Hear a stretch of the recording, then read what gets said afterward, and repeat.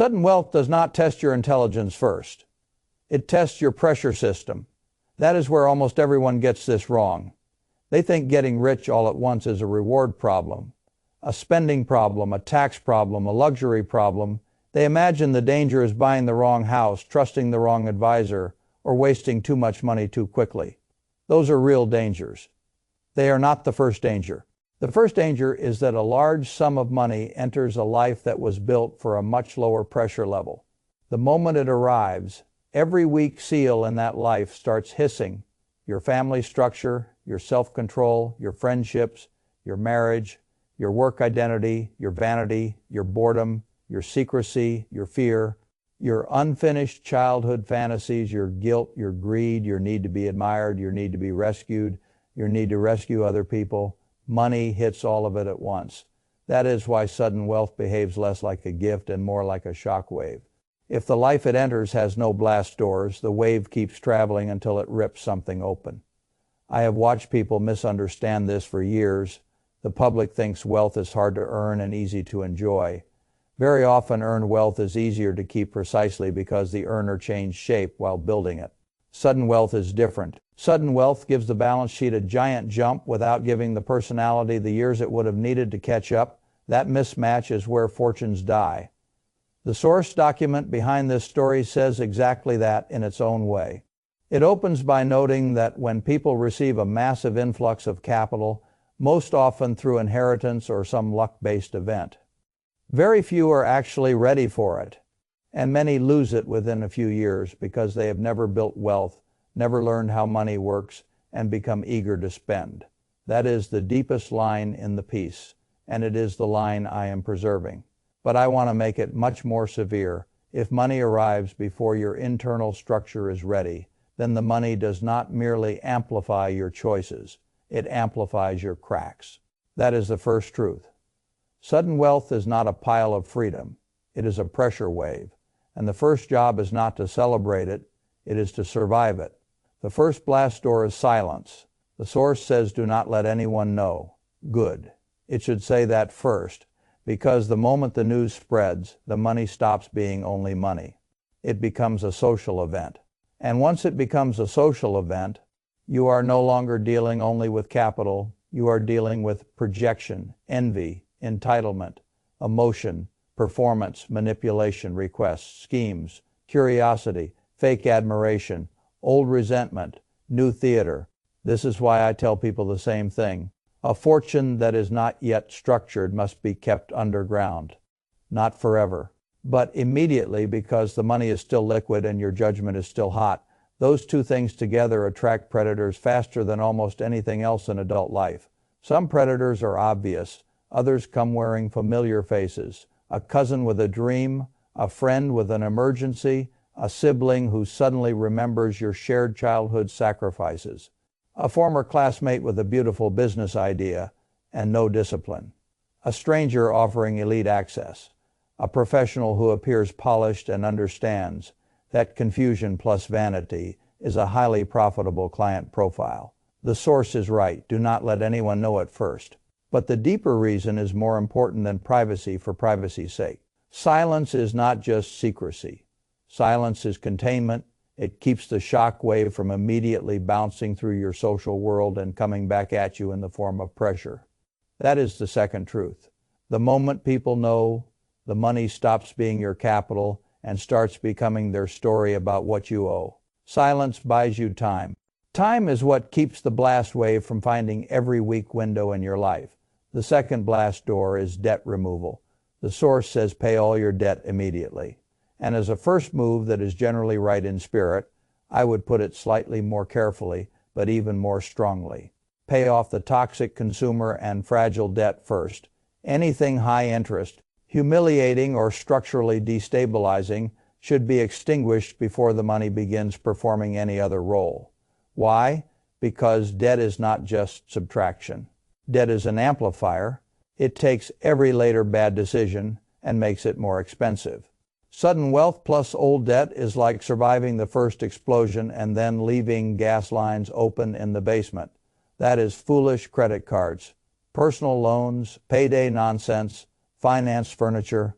the car notes you never should have signed, the balance transfer that became permanent. Those things do not belong in a life that just received a second chance. Clear them immediately. Not because debt is always evil, because unstable debt creates secondary explosions. And secondary explosions are what kill people after they think the main event is over. The source is also right to warn you not to create new debt just because you now feel powerful. That sentence matters more than people realize. A lot of people think sudden money means they can now afford to finance more elegantly. All they did was exchange one kind of fragility for another, the new house note, the luxury car payment, the vacation financed through future assumptions. All of it is just the pressure wave recruiting fresh explosives. That is the third truth. Money that arrives suddenly does not make debt safer. It makes debt less necessary and therefore less forgivable. The third blast door is routine. The source says, do not quit your job yet. Good. That advice sounds dull, which is exactly why it is useful. When money arrives all at once, the nervous system wants a symbolic act. It wants a victory gesture. It wants a dramatic scene. Walk into the office and resign. Buy the watch, upgrade the zip code, make the world acknowledge that your category changed. That instinct is dangerous, because the instinct is not about strategy, it is about emotional discharge. A fortune that first gets used for emotional discharge is already in trouble. Keeping your job for a while is not about pretending nothing happened. It is about letting your identity stay anchored while the blast wave passes. People think work is only about income. It is also about rhythm, structure, social feedback, time discipline. Purpose, if you remove all of that in the same week, you receive a large sum. Then the money is not only managing your finances, it is now managing your days. That is too much pressure to place on cash before your mind has adjusted. The source says the balance of power changes, because now you can walk away if it comes to it. Exactly, that is the correct insight. Keeping the job for a while is not obedience. It is containment. You are preserving routine while gaining refusal power. That is a much stronger posture than impulsively turning your life into a celebration and calling it freedom. That is the fourth truth. The first function of sudden wealth is not to change your schedule. It is to change your bargaining power. The fourth blast door is stillness. The source says, let the money sit for about 6 months. Excellent. That may be the single best sentence in the entire document. Not because cash sitting there is productive in the narrow sense, because you are the thing that needs cooling. This is what the public always misses. They think the money needs an immediate plan because they are still looking at the money as if it were a lottery ticket. They want momentum. They want narrative. They want visible action. But the real need is the opposite. The money is not the unstable component. You are full of backlog of desire, backlog of compensation fantasies, backlog of finally purchases, backlog of status revenge, backlog of childhood absence, backlog of unmade decisions, backlog of pain that suddenly wants to wear luxury clothing. If you act too quickly, you are not allocating capital. You are clearing emotional backlog with principle. That is one of the most expensive activities in adult life. A cooling period solves something deeper than impulsive spending. It lets your mind discover that there is a difference between the first plan you have after money arrives and the first wise plan. Those are rarely the same. 6 months of stillness forces the emotional sediment to settle. You will watch your fantasies mutate. The house you thought you needed in week 1 may look absurd by month 4. The business idea that felt urgent may look like a vanity project by month 5. The people you wanted to help may reveal motives you were too euphoric to inspect at first. That is why stillness matters. Not because inaction is holy, because delay exposes truth. The fifth blast door is self-investment before asset. Hunting. The source says invest in yourself first and become financially literate before you start moving the money around. Good, that is not inspirational fluff. It is survival advice. A fool and his money are indeed soon parted, but most people misunderstand why. They think the fool is someone stupid in a general sense. Not necessarily. The fool is often simply the person who received capital faster than he received understanding. Sudden money makes ignorance more expensive. When you are poor, ignorance can keep you poor. When you are suddenly rich, ignorance can liquidate a generation. That is a different level of damage. This is why I care so much about education during the cooling period. Not glamorous education, not becoming a macro pundit overnight, not pretending you are now an investor because you watched 10 hours of content and learned new nouns. I mean basic literacy, taxes, asset location, withdrawal rates, fees, trusts, insurance, capital gains, estate law, behavioral traps, predators, incentives, opportunity cost, risk tolerance, how people get skinned politely. The source tries to say this in a sponsored, simplified way, strip away the promotion, and the core point remains. Before you manage money, you must become a person who can see what money is doing. That is the fifth truth. Wealth is not preserved by good intentions. It is preserved by informed restraint. The sixth blast door is continuity of competent stewardship. The source says, do not switch financial advisors if the money came from a relative who already had one, and that is directionally wise. I would say it differently. Do not fire existing competent systems during the most unstable psychological window of your life. Sudden wealth creates a dangerous illusion. Because the money is now yours, you feel the need to assert authorship over it immediately. New advisor, new law firm, new strategy, new structure, new image, new everything. Sometimes those changes are eventually appropriate. Immediately after the event, they are often ego disguised as modernization. If your relative spent decades building a relationship with an advisor who demonstrably preserved and grew wealth, then your first task is not to prove your independence. By replacing that person, your first task is to understand what was already built, why it worked, what it costs, what it protects, and where it may or may not need refinement later. Too many inheritors blow up competent legacy structures because they mistake familiarity for staleness and novelty for sophistication. That is amateur behavior. The money does not care whether the relationship feels modern. It cares whether the incentives are aligned and the stewardship is competent. The seventh blast door is comfort without theater. The source says, get comfortable, not rich comfortable. Good. That sentence deserves far more respect than it gets. Most sudden, wealth people immediately begin spending as if the money were a social costume, new house, new neighborhood. New cars for family members, new signaling system. The problem is not only that these items cost money, the problem is that they install permanent pressure. A giant house is not a purchase. It is a maintenance machine. Taxes, repairs, insurance, security, social expectations, the hidden cost of keeping up with a new version of you. Likewise for cars, the public loves cars because they are visible, immediate, and emotionally efficient. They convert money into image at high speed. They also turn capital into driveway decay. The source is right to say that the goal is to fix your life, not remodel your identity.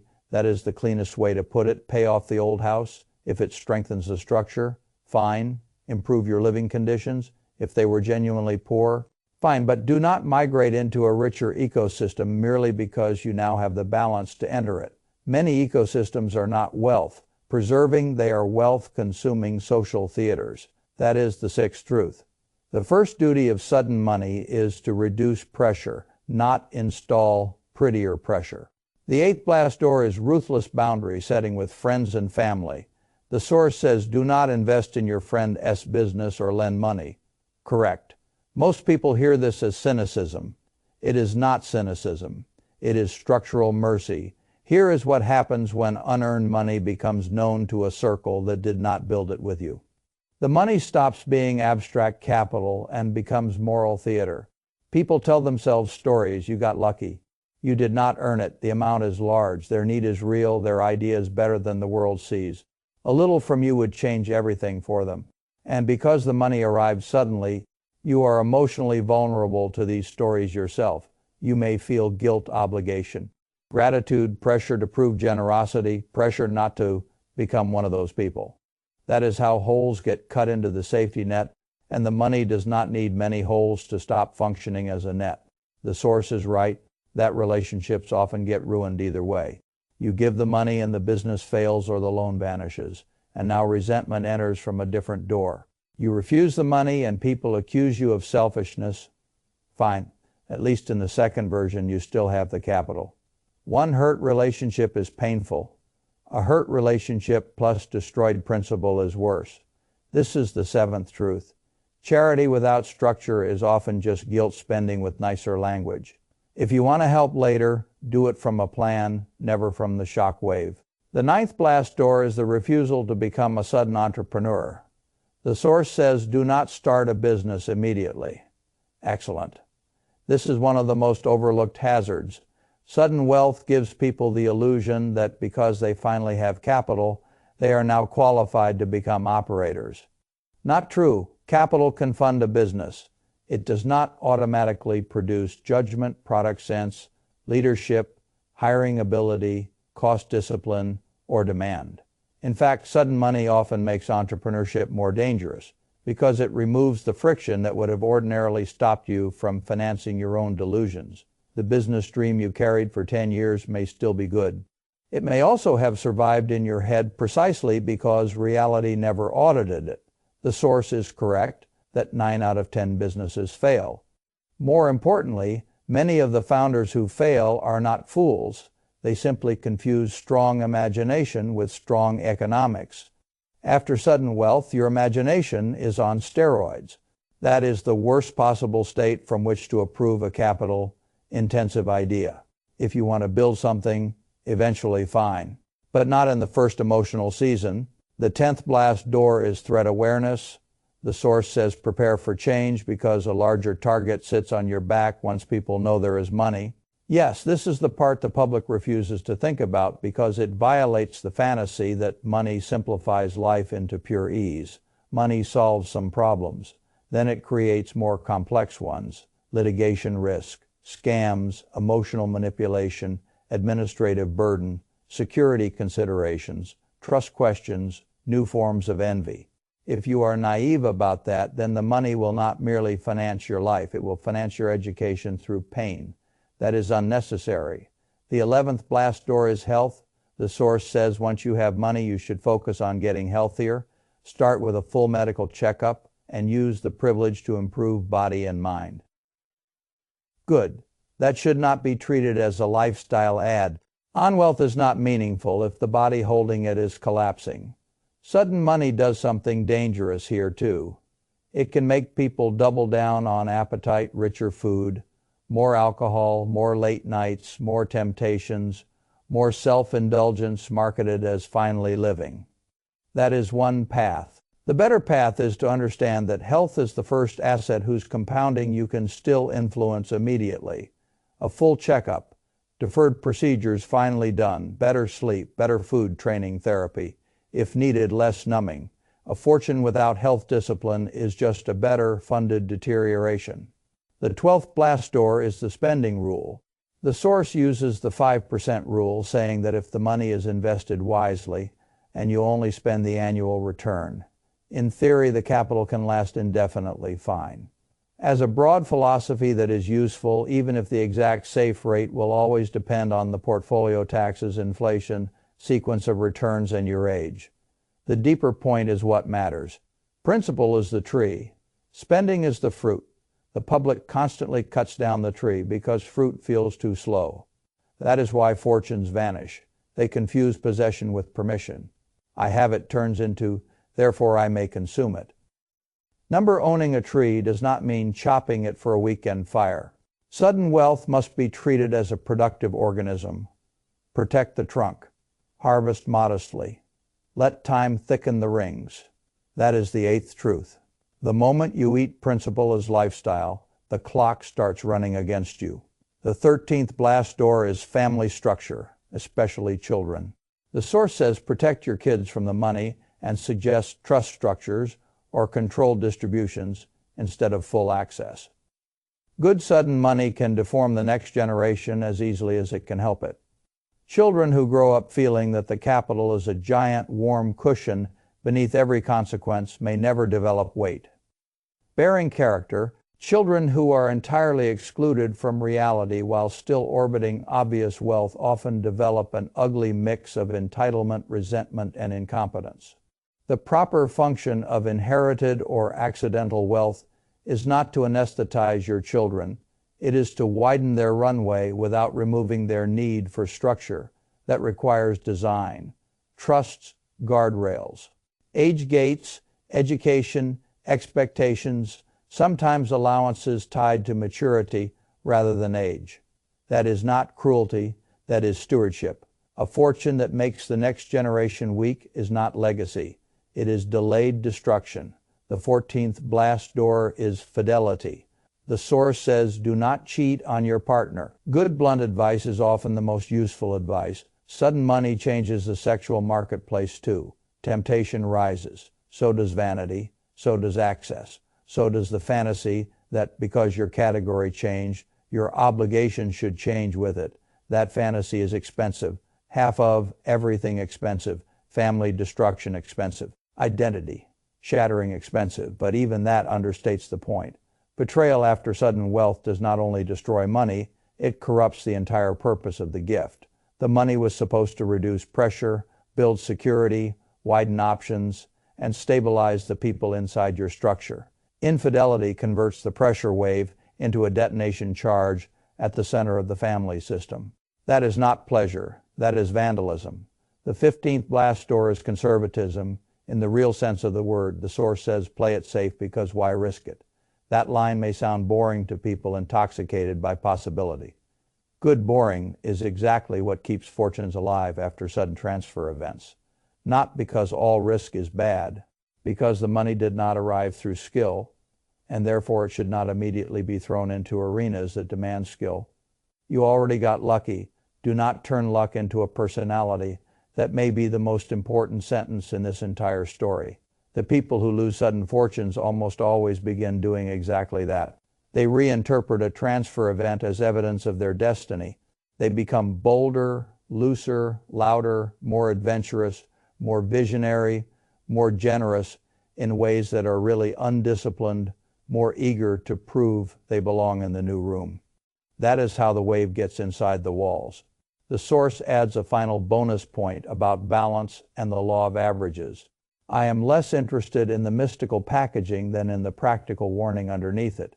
When a lot of unearned good fortune hits at once, your best response is not expansion, it is balance. Lower the amplitude, reduce the noise, refuse the fantasy that a giant stroke of luck entitles you to become sloppy. That instinct is exactly what drags people back to zero. So let me tell you what sudden wealth really is. It is not an answer. It is an exam. It asks whether you can contain information, whether you can reduce debt without replacing it with new vanity obligations, whether you can preserve routine instead of performing transformation, whether you can sit still while your fantasies cool, whether you can become educated before becoming expressive, whether you can respect competent stewardship already in place, whether you can choose comfort over theater, whether you can hold boundaries when guilt and requests arrive, whether you can postpone entrepreneurial ego, whether you can understand the new threat environment, whether you can convert privilege into health, whether you can spend fruit and preserve tree, whether you can protect your children from softness, whether you can keep money from becoming gasoline poured on sexual or relational weakness, whether you can be conservative long enough for the fortune to become structure rather than story. That is what the exam is measuring. Not your taste, not your confidence, your pressure integrity. That is the ninth truth. Sudden wealth does not ask, what do you want? It asks, what can your life safely contain? If you answer that second question honestly, then the money can become a blessing. If you answer the first question first, the money usually becomes a curse wearing expensive clothes. So here's the final choice. You can treat the fortune like a release valve for every desire, grievance, fantasy, and identity, hunger you carried when you had less, or you can treat it like what it really is. A pressure wave that must be contained, a shock that demands blast doors, a transfer of capital that will either strengthen your structure or expose every weakness in it. Silence, debt, cleanup, routine, stillness, education, stewardship, comfort, without theater, boundaries. No vanity business, threat awareness, health, fruit, not tree, protection for the next generation. Fidelity, balance. That is the sequence. Not because it sounds wise, because anything weaker gets people killed financially. And the tragedy of sudden wealth is that the money itself does not destroy them. Their uncontained reaction to it does. That is why the first job after sudden wealth is not to live bigger. It is to survive the wave without letting it blow your life apart.